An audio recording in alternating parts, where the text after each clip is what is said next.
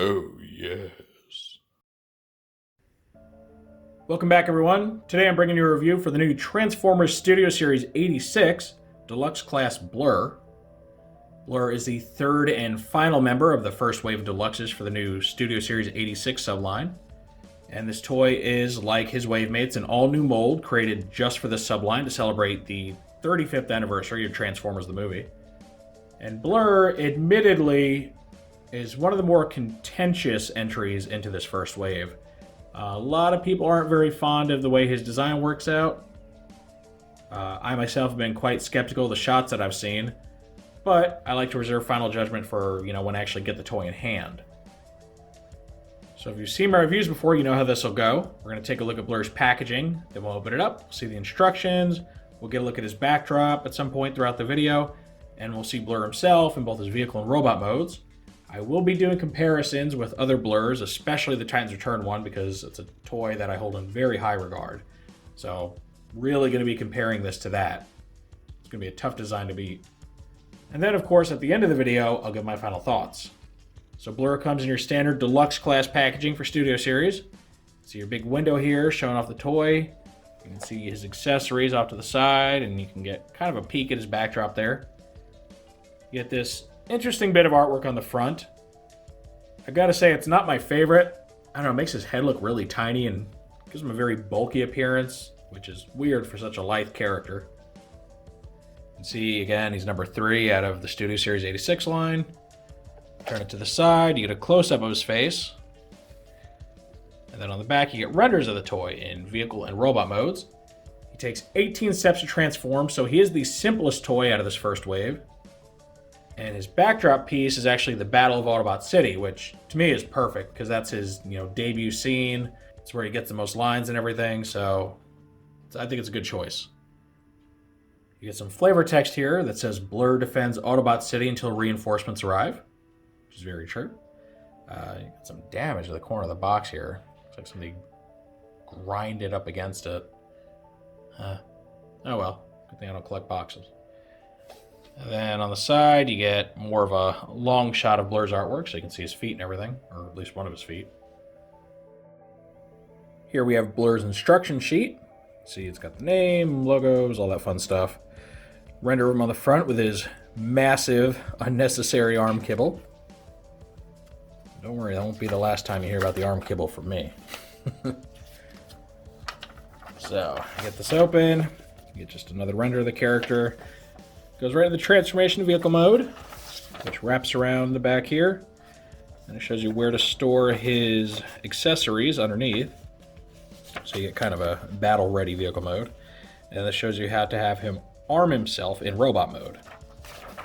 Additionally, you also get some cross-cells for his wave mates.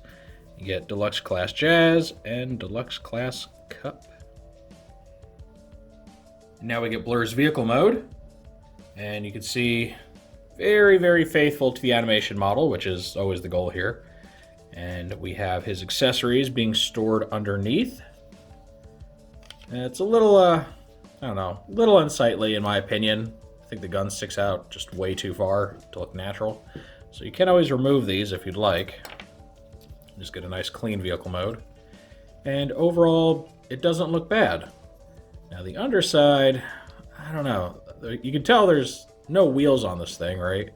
Which I guess it makes sense because I think he was supposed to be some kind of hover car, but all the other Blurr toys have wheels, so a bit of a strange departure.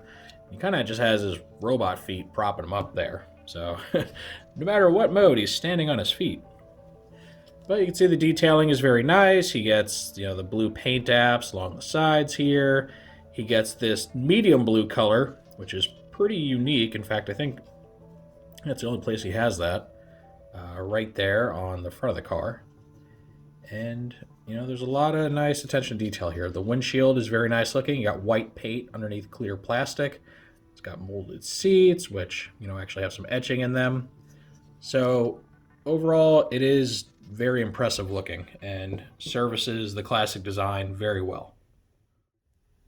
And here we get our first group shot with all the other Blurrs that have been released over the years. On the far left, you get the original Generation 1 Blurr, which you can see on my copy is actually missing his little hood section. Sadly, this was just something given to me, so he lacks all of his accessories. Then you get the Generations Blurr, who was a retool of Drift and meant to represent a rather short-lived design for the Blurr character. So he's easily the most unique amongst the vehicle modes, doing his own thing. And you get Titan's Return Blurr, which is one of my favorite figures out there. I've always loved his mold family, whether it's this version, the RC, Brainstorm, Nautica, they're all great to me. And of course, then we get our new guy. So you can see our new toy takes the classic shape and design that Blurr is known for, but does it specifically in cartoon colors rather than the more, I don't know, greenish blues of the original toy and the Titan's Return remake. Again, Generations Blurr just kind of doing his own thing. Has all different shades of blue, though he is a little bit closer to the cartoon colors than the other two. And as far as quality, again, if this thing actually had its hood, it would look really nice, but this rolls on wheels. This guy obviously rolls on wheels. And the Titan's Return toy also has wheels on the bottom, so he can actually roll around, which I think it really increases the play value. Even if it's accurate to not put wheels on the new Blurr, I find it kind of boring from a play pattern standpoint. Like the fact that you have a car-looking thing that doesn't actually roll is kind of lame. Not a huge hit, just kind of a personal gripe. Now, I think the two best toys to actually compare against each other are the two newest, because they're both modern takes on the original design, just kind of going for different things. The Titan's Return toy leans more heavily into the toy colors, but for some reason has some very odd choices in color placement. He's very monotone compared to how Blurr usually is. And if you want something that's a little closer to Blurr's color layout, you're better off picking up the Japanese version. A lot of people really prefer that over this guy because the colors are just very weird. They kind of do their own thing for some reason. But you can see that the overall cues are there as far as the shape of the vehicle. He's got a much longer cockpit because he actually fits a Titan Master inside. It's also got more of a rounded hood as opposed to the flatter one that is, animation accurate. So, I don't know. They're both okay. They're both just kind of doing their own thing, and they succeed at that. Okay, now it's transformation time for Blurr. If you haven't already, remove his accessories.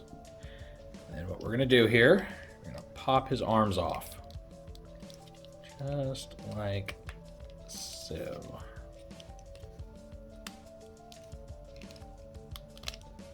There we go.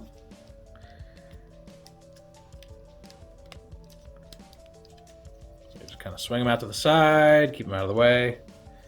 You're going to untab his feet from these little shoulder pieces. You're going to swing those in to help fill out his torso. Yes. Oh, well.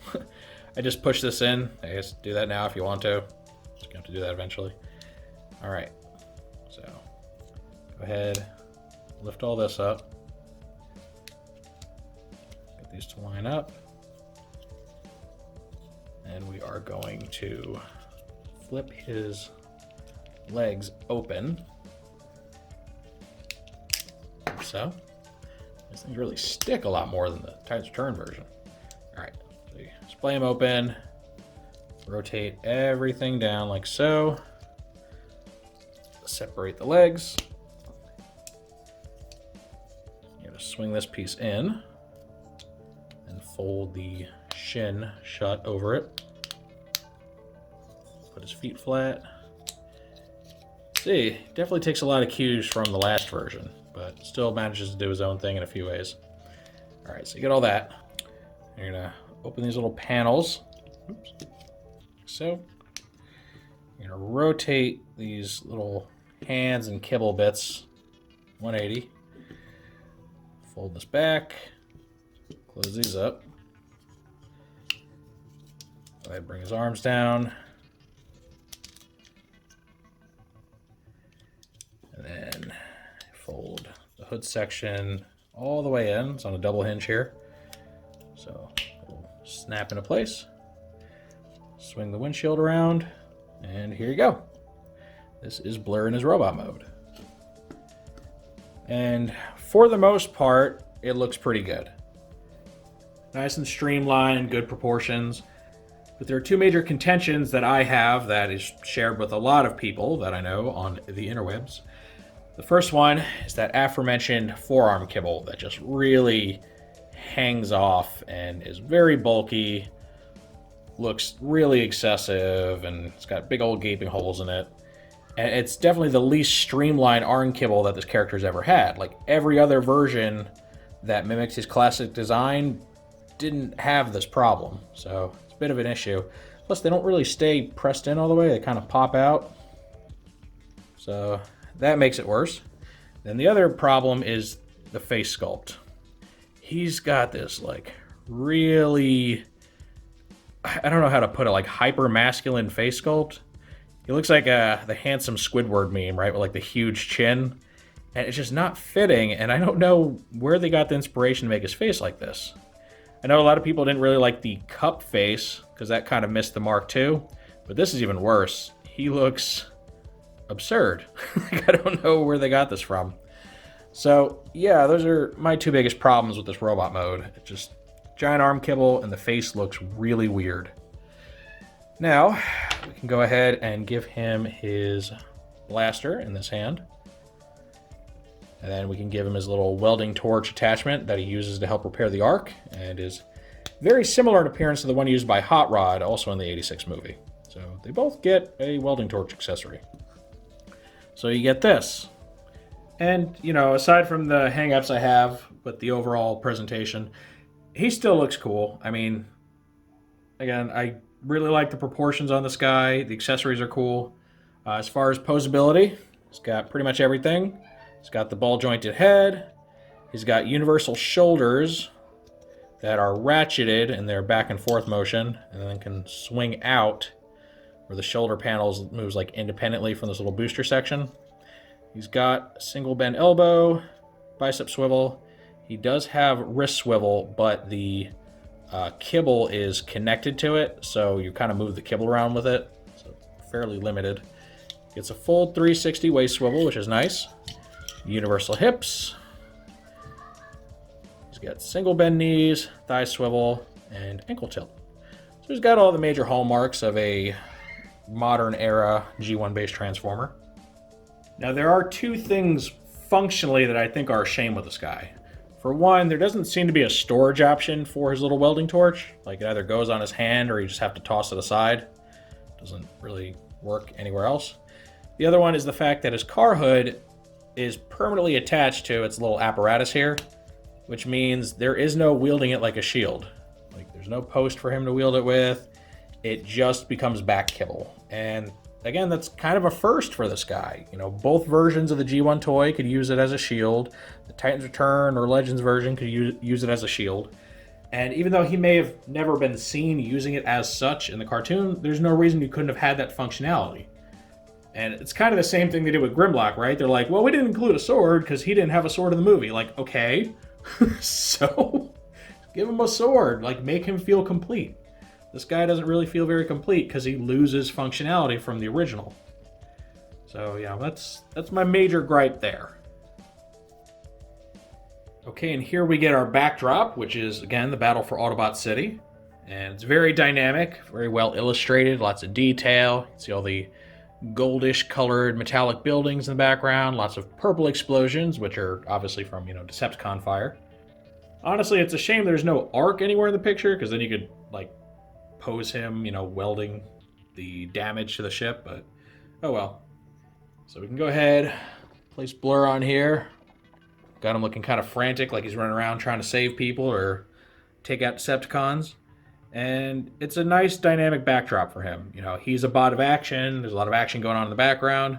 It really works. I also want to correct something. So I was saying that there's not really anywhere to store his welding torch. Well, there actually really is. You can put it underneath the car hood like you can in vehicle mode. It just requires you to untab the car hood from his back to do it. But you can get it in there, and you can pop it back in, and it doesn't really affect much. It might limit the waist articulation a bit, because it is kind of in the way. But it is an option if you really just want to put it away without having to, I don't know, throw it in a box or something somewhere. You can do that. Just be aware that he won't get the full range of motion in his waist.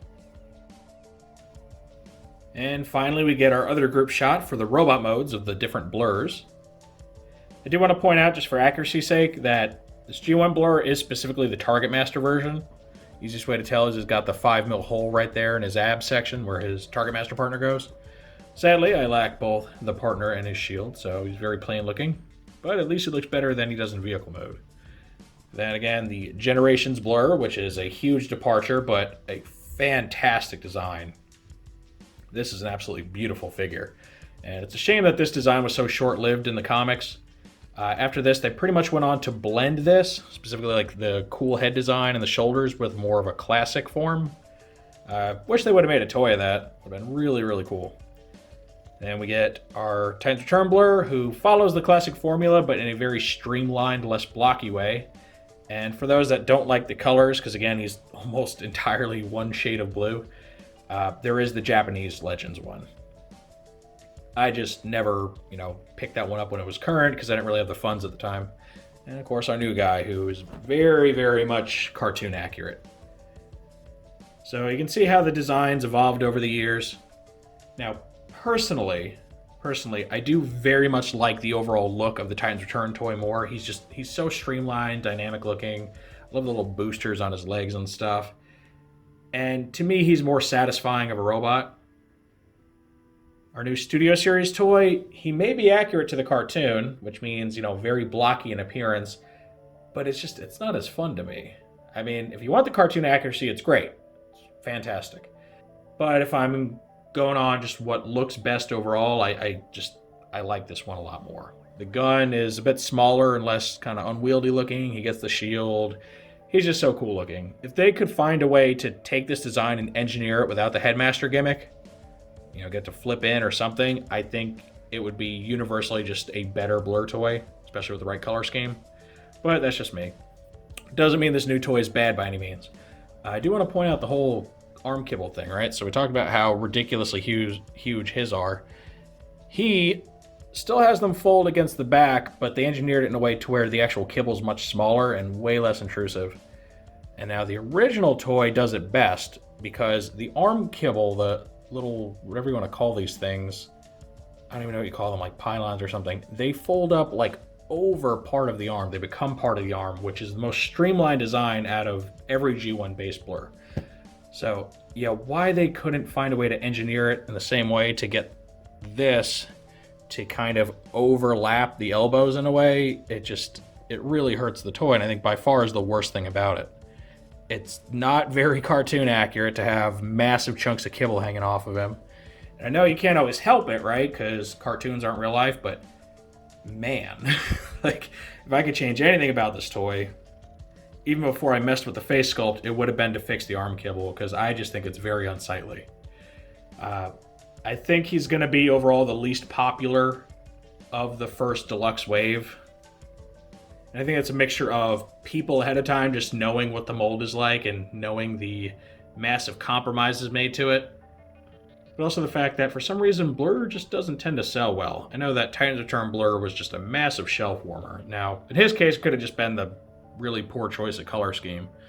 Because, he was released alongside Scourge, who was also mostly all blue. So, I think just they were too samey. There's just a whole bunch of blue on the shelf, and it kind of made the kids want to stay away. So yeah, I don't know. I have mixed feelings about it. It's a more than serviceable enough Blur figure, and if you don't have another version of it, he's definitely a great representation on your shelf. If you have the Legends Blur that's derived from this sculpt, I would say overall it's a better toy, honestly. Even though it does utilize a Headmaster gimmick, I mean, it's not like modern Transformer toys don't cheat their transformation all the time. A lot of parts forming, a lot of faux kibble, all that stuff. So I don't really hate on the whole Headmaster thing. You just kind of ignore it if you want to. But yeah, I think that's a better toy than this new one. So I guess my final verdict on this, if you're looking for a screen accurate Blur, go ahead and get this guy. But if you're able to find a Legends Blur for a good price, or you already have it, I think you'll just be happier with that overall. Even if he isn't 100% screen accurate, he's like an improvement on the screen depiction. So that would be my recommendation. As usual, that is just how I feel about this toy. A lot of you may feel very differently, and that's okay. In fact, I really want to hear what you'll have to say about this new Blurr. Do you think he's as much of a dud as I think he is, and frankly, a lot of people think he is? Or are the internet and myself being too harsh on this guy, and we're not seeing him for his merits as well as we should? Any and all feedback's always welcome in the comments section. If you enjoyed this review, make sure to toss it a like. Let YouTube know you want to see more stuff like this. If you do want to see more like this, make sure to subscribe and hit the notification bell so you always get a heads up when I post something new. I thank you for joining me for this look at the brand new Studio Series 86 Deluxe Class Blurr. And with all that said, I will see you next time.